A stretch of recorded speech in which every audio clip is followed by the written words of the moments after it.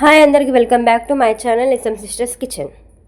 ఈరోజు మన ఛానల్లో స్పెషల్ స్నాక్ ఆనియన్ ఫ్రిటర్స్. ఏంటి కొత్తగా ఉంది అని పేరు ఆలోచిస్తున్నారా? అవునండి, కొత్తగా రెసిపీ. సో త్వరగా అయిపోయే onion fritters recipe. Evening snack అండి. ఇప్పుడు ఆనియన్ పకోడీ, క్యాబేజీ పకోడీ ఇలా చేసి పెట్టడమేనా? అప్పుడప్పుడు ఇలా డిఫరెంట్గా పిల్లలకి చేసి పెడితే చాలా ఆనందంగా తినేస్తారు. ప్లేట్ ఖాళీ చేయడం పక్కా. ఎందుకు ఆలస్యం? ఆనియన్ ఫ్రిటర్స్ ఎలా చేసుకోవాలో ప్రాసెస్ స్టార్ట్ చేద్దాం.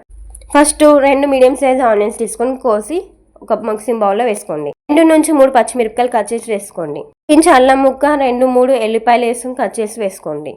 కొంచెం కొత్తిమీర వేసుకోండి. 3/4 కప్ ఆఫ్ శనగపిండి వేసుకోండి.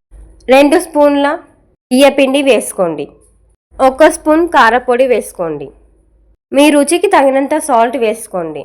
1 స్పూన్ నువ్వులు వేసుకోండి.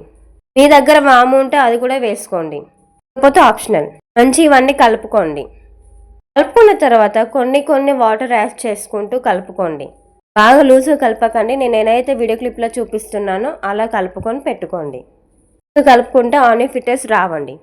ఒకవేళ లూజ్ అయితే 1 స్పూన్ రైస్ ఫ్లోర్ కానీ శనగపిండి కానీ తీసుకోండి.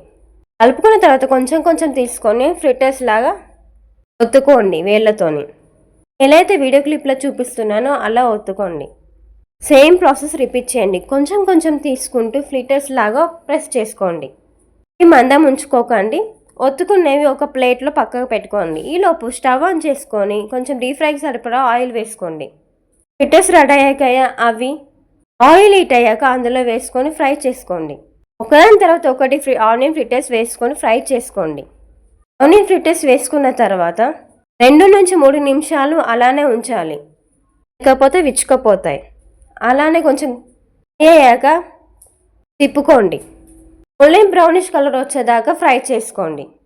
గోల్డెన్ బ్రౌనిష్ కలర్ వచ్చాక టిష్యూ ఉన్న పేపర్లో వేసుకోండి.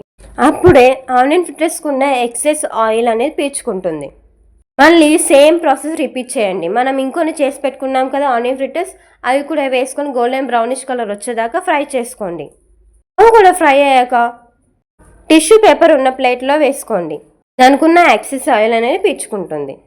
ఇలా అన్నీ కాల్చుకున్న తర్వాత సర్వింగ్ ప్లేట్లోకి తీసుకొని సాస్తోని సర్వ్ చేసుకుంటే ఏమి ఆనియన్ ఫ్రిటర్స్ రెడీ అండి. కొత్తగా రుచిగా పిల్లలకి కానీ పెద్దలు కానీ చేసి పెడితే టైంలో ప్లేస్ ఖాళీ చేయడం పక్కా అండి.